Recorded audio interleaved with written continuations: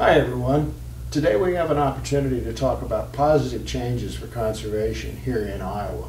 Today we have Kurt Simon, State Conservationist for NRCS, and Vince Sitzmann, Director of Field Services for the Division of Soil and Water Conservation here in Iowa.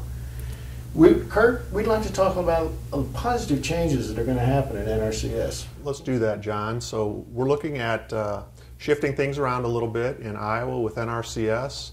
It's not a drastic change at all to our business as usual, but we are currently structured with 5 areas in Iowa, as you'll be able to see on the map. And within that 5 areas, we have 33 management units.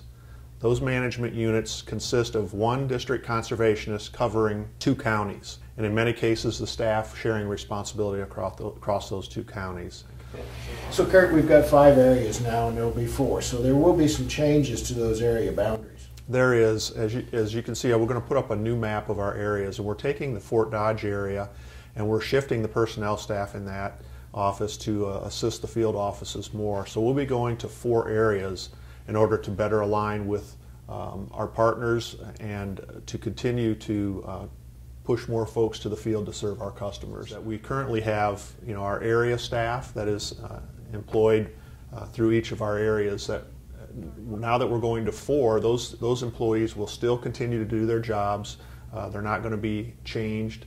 Their territories will change a little bit since we're going from 5 areas to 4, but we anticipate very little changes at the area level.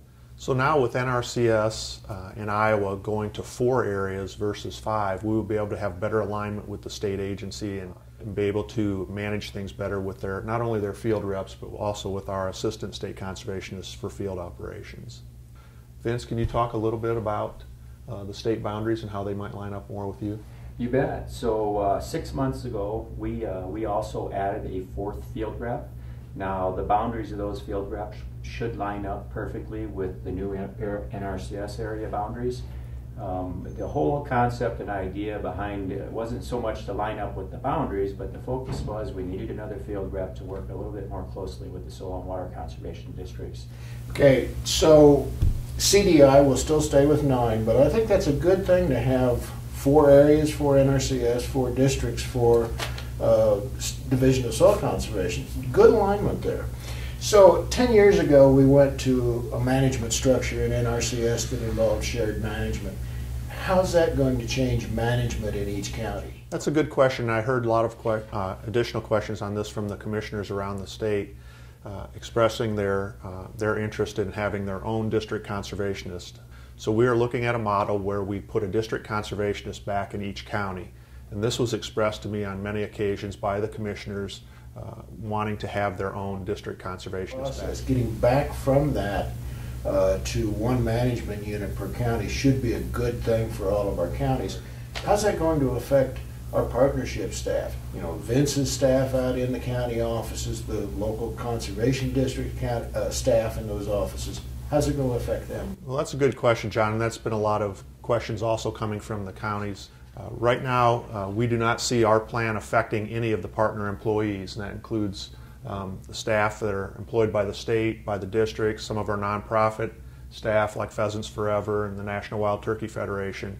Those roles of those individuals should not change, and Vince, I'm going to let you express a little bit more about your staff.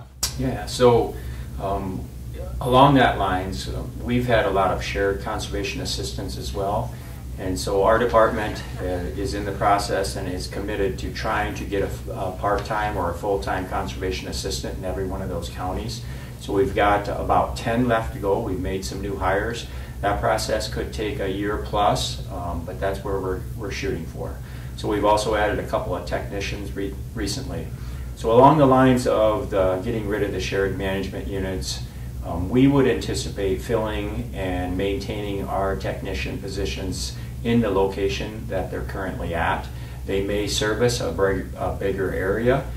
We've got to work out some of those details yet, but currently we have a lot of technicians that are already shared with 2 counties as well, or they pick up some of the workload in counties that are struggling right now from a workload standpoint. So the department is looking forward to working with the NRCS to get this new plan implemented and staffing throughout the state. And one interesting thing or nice component about our new plan is that we're going to be adding additional resources to the counties so that the districts will have availability to them, more staff to do more on the ground. We're going to reorganize counties into what we're calling just 4 county resource units. And then we are going to add additional staff to those resource units so that they can better serve the customers in those areas.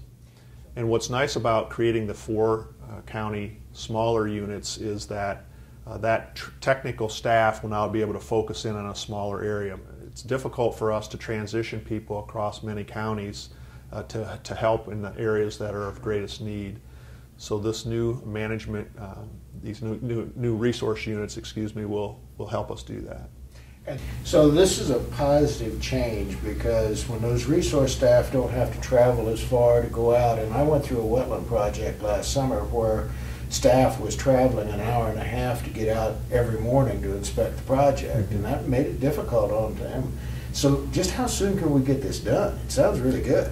Well, it looks like we're heading in that direction to have approval. This whole reorganization plan will have to go through our Washington, D.C. office, and it will have to be approved by the Secretary of Agriculture.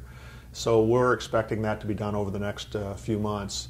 We anticipate hopefully beginning implementation by mid-next year, mid-2019. See, folks, this is a positive thing for Iowa conservation. I really appreciate your plans, Kurt and Vince, and we can't wait to move forward. We're looking forward to it. If you've got any additional questions or comments, please let your district conservationist know, and then we will certainly work out a way that we can communicate back to you any answers to the questions that you have.